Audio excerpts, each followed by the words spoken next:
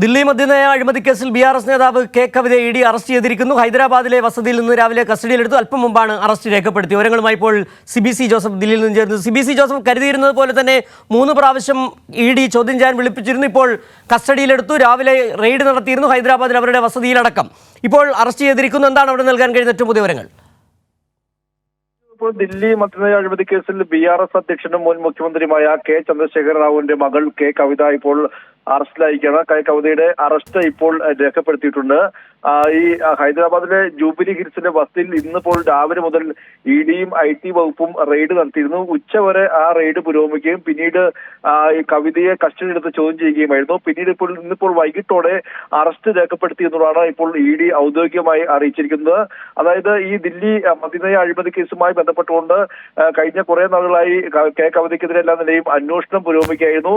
കഴിഞ്ഞ ഈ വർഷം തന്നെ 3 സമൻസ് അയച്ചെങ്കിലും കെ കവിത ഹാജരാകാൻ തയ്യാറായിട്ടില്ല. പിന്നീടാണ് ഇന്നിപ്പോൾ പെട്ടെന്ന് ഈ ഹൈദരാബാദിലെ വസതിയിലെത്തി റെയ്ഡ് നടത്തുകയും പിന്നീട് ഇപ്പോൾ അറസ്റ്റും ഉണ്ടായിരിക്കുന്നത്. ഇതിൽ പ്രധാനമായും ഇഡി ആരോപിക്കുന്നത് ഈ ഒരു ദില്ലി മദ്യനയം 2021 ദില്ലി മദ്യനയവുമായി ബന്ധപ്പെട്ടുണ്ട്. അന്ന് സ്വകാര്യ മേഖലയ്ക്ക് ഈ ഒരു മദ്യവിൽപ്പന കൈമാറിയതിൽ ഈ ബിനാമി പേരിൽ ഇത്തരത്തിൽ കെ കവിതയ്ക്കും നിക്ഷേപമുണ്ട് എന്നുള്ളതാണ് പ്രധാനമായും ഇഡി പറയുന്നത്. അതായത് ഈ സ്വകാര്യ ലോബികൾ AAP സർക്കാരിന് 100 കോടി രൂപ വരെ കൈക്കൂലി നൽകി ഈ സ്വകാര്യ ലോബിക്ക് അനുകൂലമായി ഈ മദ്യനയം രൂപീകരിക്കാൻ എന്നുള്ളതാണ് ഇതിലെ ഏറ്റവും പ്രധാനപ്പെട്ട ആരോപണം.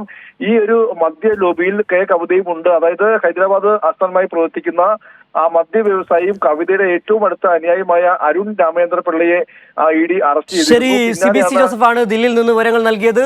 ദില്ലി മദ്യനയ അഴിമതി കേസിൽ BRS നേതാവ് കെ കവിതയെ ഇഡി അറസ്റ്റ് ചെയ്തിരിക്കുന്നു. സ്വകാര്യ കമ്പനിക്കാർക്ക് കരാർ ലഭിച്ചതിൽ ബിനാമിയായി കെ കവിതയും ഉണ്ടായിരുന്നു എന്നാണ് ഇഡി ആരോപിക്കുന്നത്. വിവരങ്ങളാണ് CBC ജോസഫ് ദില്ലിയിൽ നിന്ന് നൽകിയത്.